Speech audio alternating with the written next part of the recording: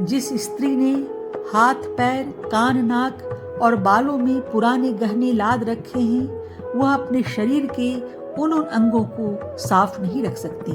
उन जगहों पर मैल की तह जमी हुई होती है। उसमें कई गहने तो ऐसे होते हैं जिन्हें रोज रोज निकाल भी नहीं सकते।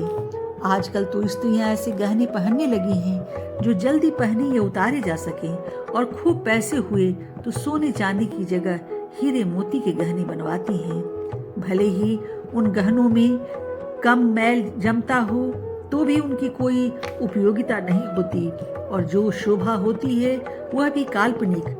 समझदार और पढ़ी लिखी स्त्रियां भी गहनों का शौक क्यों करती हैं? विचार करने से मालूम होता है कि और बातों की तरह इस बारे में भी रूढ़ी ही प्रधान है। हम अपने हर एक काम के लिए कारण की तलाश नहीं करते, उसके औचित्य और अनौचित्य का विचार नहीं करते। एक बार रूढ़ी की नकल की, बाद में वही बात हमें स्वतंत्र रूप से रुचने लगती है, और इसी का नाम विचार शून्य जीवन है।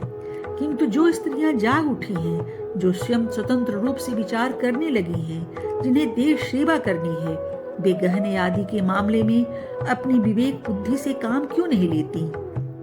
गहनों की उत्पत्ति के बारे में जो साधना मैंने की है, अगर वह ठीक हो तो चाहे जैसे हल्के और खूबसूरत गहने ही क्यों न हो, वे सर्वथा त्याज्य हैं। बेरियां सोने की हो या हीरे या मोती से जरी, तो भी आखिर हैं तो बेरियां ही। अंधेरी कोठरी में या महलों में, दोनों में बंद किए गए स्त्री पुरुष कैदी ही तो कहे जाएंगे। स्त्री की शोभा किसमें है?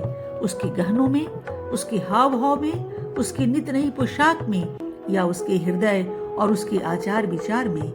मणिधर सर्प के मुख में हलाहल भरा है, इसलिए मणि का मुकुट धारण करने पर भी न कोई उसके दर्शन करता है और न कोई उसे गले ही लगाता है।